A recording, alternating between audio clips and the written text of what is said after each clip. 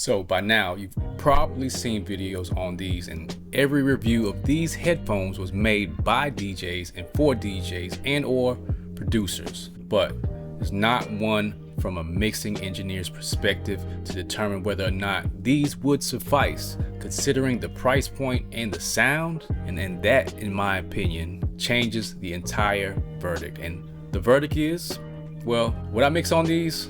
Yes and no.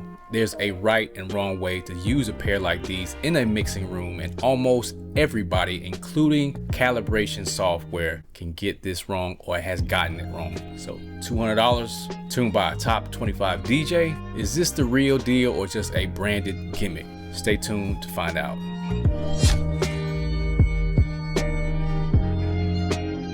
So real quick, OneOdio sent me these for free, and the affiliate links and the discount code are in the description, but this is strictly my own thoughts and opinions and how I would specifically approach how they should be used by a mixing engineer like myself or even an artist. So let's get into it. So what is this thing? This is the OneOdio Studio Max 2s, and this is 4 things in one depending on who you are.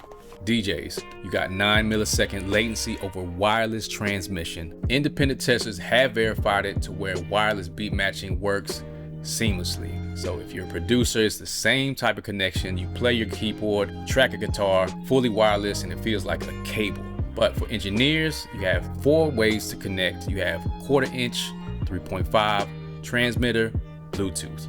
Latency wouldn't matter so much for mixing, but for recording, this could also be ideal to track vocals in for sure. But I would stick to the core if tracking. You really don't want to risk the latency, especially if the goal is to get the best performance. You want to keep that part old school. Now, I've heard plenty of tracking style headphones, and these closed backs could definitely live in the vocal booth. Everybody else got 120 hours of battery on the Bluetooth plus LDAC streaming. If you never heard of that, it's a Bluetooth format that carries about 3 times the data of regular Bluetooth, so your wireless listening keeps way more detail. And about 50 real world hours in low latency mode, that's a ton of time between charging. You don't have to worry about going dead, and that is the pitch. So if you're new here, I review gear from an engineer's mind and ear, not a sponsor. Subscribe, like this video if that's what you're looking for. Now, about the name on the side. When a brand says tuned by a famous DJ, your brain is either going to check out or you're fully tuned into what's being offered. So the guy's name is KSHMR. Before he was a top DJ, he was a hip hop producer. He was half of the Cataracts. He produced like a G6, Bass Down Low, Selena Gomez records. He went solo in 2014, cracked the DJ Mag top 25 his first year and never left it. He also runs a production school and teaches producers. Same lane I'm in, same lane a lot of you are in. So this isn't a celebrity sticker. That's the only reason I bothered opening up the box. The reviews on these are all over the place. Now, one outlet gave these a 9 out of 10, and another called them some of the worst sounding headphones they've ever tested. Same product, but here's why. One side judged a DJ tool and the other judged critical listening headphones. Both are right. And KSHMR says he demanded absolute honesty from these headphones, and I quote, "Although these are not flat, meaning honest, you have to understand that the EQ curve specific to taste is what makes or breaks how you shape your mix or determines what sounds good to you or not. So for instance, there is a bump around 100 Hertz, the low mid sit back, and the top end is lifted hard. One reviewer cut up about 10 dB up there just to get comfortable. So that's DJ club tuning, punch and sparkle for a loud stage. It's his world.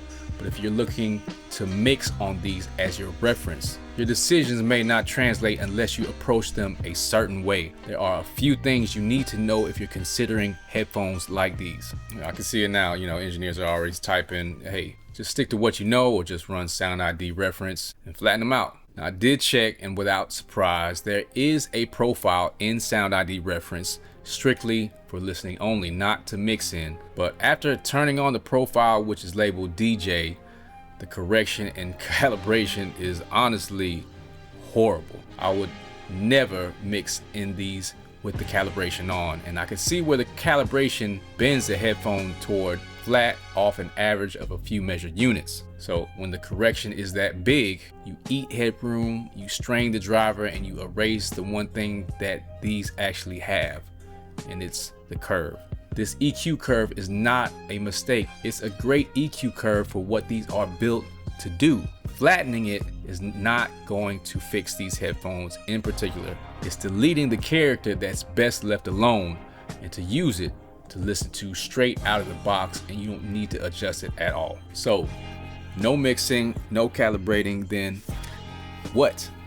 Well, here's what every other review misses because none of them mix records for a living. These are end of mix reference, meaning that you can definitely utilize these headphones to check your mix at the end when finished to make sure it'll translate. So same reason you check a mix in the car or on earbuds, none of those are flat either, and that is the whole point.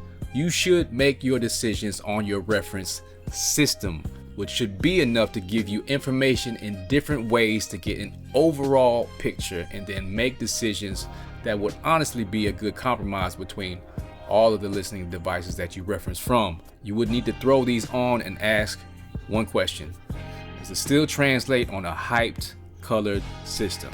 Now, if the vocal still sits and the low end survives that 100 hertz bump, then you just learned something that your flat cans cannot tell you. Outside the mix chair, tracking over the transmitter, flights, casual listening, is genuinely great sounding low end, and I don't trust it too much on the top end. It doesn't beat out my AirPod Pro Maxes, but it is a great secondary option, and overall sounds way better than bigger brand names Sony. So a simple way to think about it is to get these if you're a DJ who wants wireless without any type of lag, and a producer who wants cable-free tracking to move around the room and not get stuck in one spot trying to create, or you want one pair for tracking, travel, and translation checks. Skip these if they be your only studio headphones. One pair of people need flat reference cans first. This is a complement and not a replacement, and that is the biggest mistake that I see. One expensive pair trying to do every single job. Real engineers carry a tool belt. They have different jobs, they have different tools. If you don't know which headphone does which job, that's my course on re-listen. Waitlist is in the description. You'll be the first to know when it drops if you sign up.